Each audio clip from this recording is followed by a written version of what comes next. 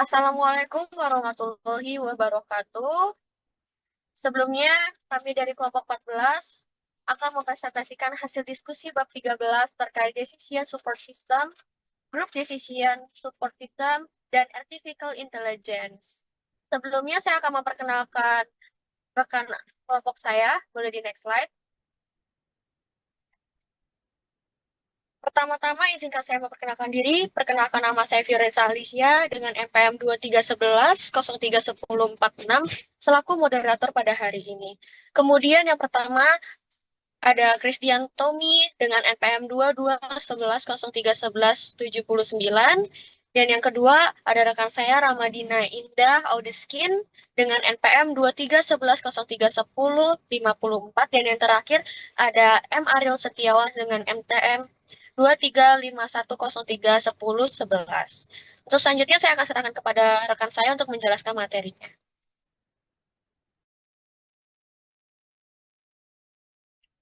Jadi sebelum kita masuk lebih dalam terhadap materi ini, eh, kita akan melihat latar belakang dari diskusi kali ini. Nah, jadi dalam dunia bisnis dan organisasi modern, pengambilan keputusan itu menjadi faktor penting yang menentukan keberhasilan perusahaan. Tapi seringkali keputusan yang diambil ini dalam situasi yang rumit atau belum pernah terjadi pada sebelum-sebelumnya. Nah, sehingga manajer ini membutuhkan sistem yang dapat memberikan dukungan informasi, saran, atau alternatif solusi. Nah, karena kemajuan teknologi, muncullah DSS, GDSS, dan AI yang bertujuan untuk memperluas sistem yang gunanya meniru cara berpikir dan penalaran manusia. Nah, ketiga sistem tersebut ini dapat mengkodekan pengetahuan dan pengalaman para ahli ke dalam bentuk aturan-aturan yang dapat digunakan untuk memecahkan masalah secara otomatis. Selanjutnya ke tujuan. Jadi tujuan pembahasan diskusi kali ini tuh memberikan pemahaman mengenai pengertian, perbedaan, manfaat, kelebihan dan kekurangan dari DSS, GDSS, dan AI. Selain itu, diskusi ini juga bertujuan menjelaskan bagaimana ketiga teknologi tersebut dapat mendukung pengambilan keputusan yang lebih efektif dan efisien dalam organisasi, baik secara individu maupun kelompok, serta memberikan gambaran peluang permanfaatannya di masa yang akan depan. Selanjutnya saya serahkan ke rekan saya.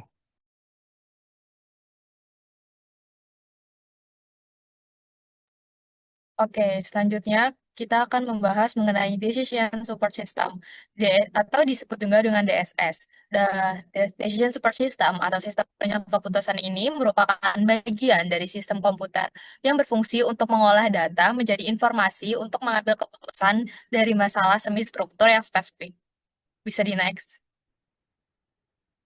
Nah, selanjutnya ada Group Decision Support System atau GDSS atau Sistem Pendukung Keputusan Kelompok merupakan Decision Support System atau DSS yang dikembangkan sehingga meningkatkan performa pengambilan keputusan yang melibatkan dari satu orang untuk meningkatkan keakuratan informasi yang akan dibuat.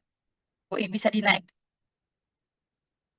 Nah, selanjutnya ada sistem yang terakhir yaitu AI atau Artificial Intelligence atau yang sering kita sebut dengan kecerdasan buatan. Bahkan suatu bidang dalam ilmu komputer yang mempelajari bagaimana agar komputer ini memiliki kecerdasan seperti manusia, seperti kemampuan mengenali pola, kemampuan belajar, dan kemampuan dalam mengambil keputusan. Oke, selanjutnya akan disampaikan oleh rekan saya. Oke, selanjutnya di sini adalah perbedaan antara DSS, GDSS, dan AI. Jadi perbedaan yang mendasar itu dari fokus dan cara penggunaannya.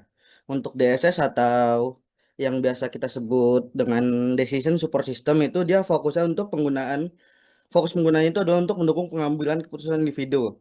Dengan cara kerja utamanya mengolah data dan model untuk memberikan alternatif keputusan dan analisis. Untuk GDSS atau Group Decision Support System. Sesuai dengan namanya, grup yaitu pengambilan keputusan secara kelompok. Jadi fokus penggunaan GDSS itu untuk mendukung pengambilan keputusan secara kelompok dengan dengan cara mengorganisasi pendapat, mengumpulkan informasi, dan memfasilitasi komunikasi kelompok secara simultan. Dan yang terakhir adalah AI. AI sendiri Fokus penggunanya itu adalah untuk mengotomatisasi tugas, analisis kompleks, dan pengambilan keputusan berbasis data dengan cara menggunakan algoritma pembelajaran, pemrosesan bahasa alami, dan juga logika untuk meniru kemampuan manusia. Next. Nah, jadi di sini ada kelebihan dan kekurangan dari DSS. Jadi yang pertama kelebihannya itu untuk memberikan berbagai alternatif keputusan. Lalu juga DSS dapat meningkatkan keyakinan pengambilan keputusan dan efektivitas keputusan. Dan juga DSS dapat menghemat waktu dalam memecahkan masalah kompleks. Dari kelebihan yang ada, DSS juga memiliki beberapa kekurangan, seperti sulit memodelkan sistem bisnis yang kompleks secara sempurna, dan juga model yang dihasilkan mungkin tidak dapat menangkap semua pengaruh pada entitas bisnis, dan juga harus membutuhkan kemampuan matematis dan teknis yang tinggi untuk model kompleks. Next, itu selanjutnya di sini ada kelebihan dan kekurangan dari GDSS. Jadi sama seperti semua sistem, jadi setiap sistem itu pasti selalu ada kelebihan dan juga kekurangan. Untuk kelebihan dari GDSS ini sendiri, dia dapat memfasilitasi komunikasi dan kolaborasi kelompok secara simultan. Dan juga dia dapat meningkatkan produktivitas efisiensi rapat kelompok, dan juga dapat mendukung rapat virtual dan kolaborasi global. Di balik kelebihan juga dapat kekurangan yang pertama itu adalah potensi salah tafsir karena kurangnya komunikasi verbal, infrastruktur, software dan hardware yang tidak murah, dan juga membutuhkan kemampuan matematis dan teknis yang tinggi untuk model yang kompleks. Next, yang terakhir ada AI. Jadi kelebihan AI itu dia dapat menghemat biaya tenaga kerja. Dan selanjutnya dia dapat meningkatkan produktivitas dengan memangkas waktu penyelesaian pekerjaan dan dapat bekerja 24/7 dan memberikan hasil yang konsisten. Kekurangannya itu yang pertama kesulitan dalam memahami konteks atau situasi secara menyeluruh, dan yang kedua berpotensi mengurangi pekerjaan manusia sehingga dapat meningkatkan volume pengangguran, dan yang terakhir pengembangan memerlukan biaya yang tinggi dan keahlian yang teknis yang mendalam. Selanjutnya akan dilanjutkan oleh teman saya. Oke, baik, kita masuk ke manfaat DSS. Jadi, seperti yang sudah dijelaskan oleh rekan saya tadi, kalau misalkan DSS itu akan membantu pengambilan keputusan yang akurat, optimasi sumber daya, dan juga identifikasi dan evaluasi risiko. Jadi, maksudnya dengan identifikasi atau evaluasi risiko sendiri adalah, jadi dengan menggunakan teknologi DSS, kita bisa mengetahui mana risiko-risiko yang mungkin akan muncul, dan juga kita akan mengevaluasinya, bagaimana cara menanggulanginya, dan juga menjadi bahan perbandingan antara yang sudah dirancangkan dan juga aktualnya. Boleh di next. Selanjutnya, di sini ada beberapa risiko dari penerapan DSS sendiri. Yang pertama, ini penerapannya memerlukan biaya operasional yang tinggi. Jadi mungkin kalau misalkan untuk para perusahaan yang baru merintis, startup, itu akan merasakan agak kesulitan dengan pengaplikasiannya karena memerlukan biaya yang cukup tinggi untuk menerapinya. Kemudian yang kedua ada resistensi karyawan. Jadi karena karyawan merasa perannya sudah diambil alih, jadi para manajer atau petinggi-petinggi yang ada di perusahaan akan lebih condong menggunakan sistem DSS dibandingkan untuk merekrut karyawan karena bisa dibilang akan menjadi lebih efisien. Lalu yang terakhir ada overload informasi. Jadi overload informasi ini adalah banyak informasi yang akan dihasilkan dengan penerapan DSS sendiri. Namun, karena terawat banyak informasi yang dihasilkan, maka akan menjadi membingungkan karyawan. Mana informasi yang benar, relevan, dan juga apa yang harus dipilah dan diambil untuk menjadi dasar pengambilan keputusan. Kemudian next. Ada juga manfaat GDSS. Jadi, seperti kita tahu, kalau misalkan GDSS sendiri memiliki manfaat utama untuk memfasilitasi diskusi secara daring. Jadi, mau kita di mana saja, mungkin kita suka dengar istilah work from anywhere, dan ini bakal ketolong banget dengan adanya sistem GDSS. Dan ini akan membantu antar anggota organisasi dapat menjadi diskusi secara real time, jadi mengurangi miskomunikasi dan juga meningkatkan transparansi. Boleh di next?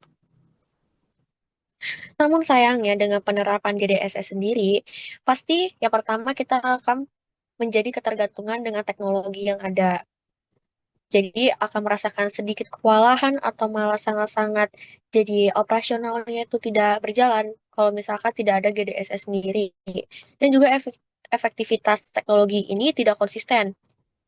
Ini bergantung dengan kondisional lokasi yang ada. Jadi kalau misalkan karena ini work from anywhere, jadi pastikan signal yang ada itu tidak menentu. Kalau misalkan ada salah satu yang buffer itu juga terganggu, maka diskusinya itu pasti akan menjadi terbatas dan juga terhenti. Boleh di next? Oke, selanjutnya ada manfaat artificial intelligence. Yang pertama, AI ini sendiri bisa untuk mengotomisasi operasional perusahaan. Jadi kayak misal dari operasional input data-data keuangan atau gimana, itu tuh bisa diotomisasi dengan AI. Lalu yang kemudian karena AI sendiri itu dapat menganalisisnya itu secara tajam, maka akurasi data yang dihasilkan itu lebih dapat bisa dipercaya. Dan juga dengan AI sendiri karena dia udah mengotomisasi dan juga memiliki tingkat analitik yang sangat tajam, maka bisa memprediksi tren pasar dan juga peluang-peluang di masa depan. Boleh di next. Namun, dengan banyaknya manfaat yang ada juga beberapa risiko dengan penerapannya. Jadi, informasi yang dihasilkan oleh AI itu seringkali tidak akurat karena dengan codingan yang ada itu kadang AI menghasilkan informasi itu tanpa dasar yang jelas atau informasi yang benar-benar aktual. Jadi, perlu di cross check lagi dan akhirnya menimbulkan kesalahpahaman. Lalu karena nggak memiliki landasan yang sangat jelas atau landasan yang jelas, jadi transparansinya itu kurang dapat di organisasi itu. Karena biasanya kan kalau kita untuk mau mengutarakan pendapat, kita harus memiliki bukti untuk yang mendukung atau dokumen-dokumen yang mendukung argumen tersebut. Tapi karena menggunakan AI dengan landasan yang tidak jelas, jadi nggak ada dokumen yang menjadi pendukungnya. Lalu AI sendiri itu karena dapat mengotomisasikan operasional perusahaan, jadi lapangan pekerjaan itu otomatis akan menjadi semakin sempit karena AI dapat menggantikan peran manusia. Dan juga karena AI sendiri pasti perlu login, sign up, dan juga ada beberapa kebijakan privasinya. Jadi risiko untuk kebocoran data privasi sendiri itu akan lebih besar lagi dengan penggunaan AI. Boleh di next? Nah, di sini kita akan membahas peluang di masa depan, di manakah di antara ketiganya itu yang paling bagus untuk kita aplikasikan adopsi dalam organisasi. Jadi sebenarnya setiap teknologi tersebut memiliki ciri khas dan juga manfaat yang berbeda sesuai dengan tipe organisasi yang dijalankan. Jadi kalau misalkan LSM atau organisasi-organisasi yang anggotanya tidak cukup banyak, itu bisa menggunakan GDSS karena itu kan bisa diskusi secara real time, tapi ya karena adanya GDSS sendiri banyaknya pendapat maka akan bisa memicu perpecahan di antara organisasi. Namun ya kalau dibandingkan dengan ketiganya, emang EM memiliki keunggulan yang paling unggul. Tapi beberapa industri seperti manufaktur dan juga retail itu membutuhkan keseimbangan antara mesin dan akal manusia. Jadi sebenarnya kombinasi antara DSSS dengan AI merupakan pilihan terbaik untuk masa depan. Jadi peran mesin dan juga akal sehat manusia itu dapat berjalan secara beriringan. Untuk selanjutnya, saya akan serahkan kepada rekan saya.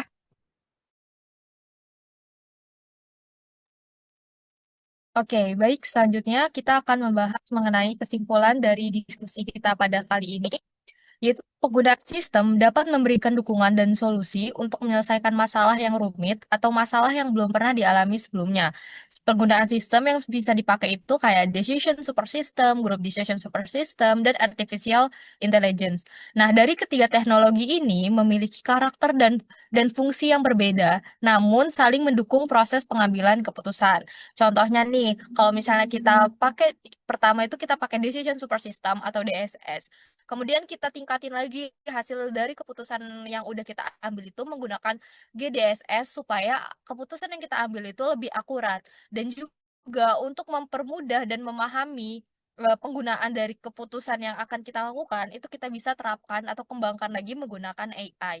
Namun selain mereka ini punya sisi positifnya dan seperti yang udah kita bahas, mereka ini masih punya resiko-resiko yang dapat mempengaruhi perusahaan atau kinerja keputusan yang kita ambil nanti. Sehingga masing-masing perusahaan atau organisasi atau bahkan diri kita sendiri itu perlu menyesuaikan lagi penggunaan teknologi-teknologi yang ada. Sekian dari kelompok kami. Saya kembalikan ke moderator. Sekian presentasi dari kelompok kami. Mohon maaf bila ada salah kata, ucapan, ataupun salah penyampaian. Kami akhiri. Wassalamualaikum warahmatullahi wabarakatuh.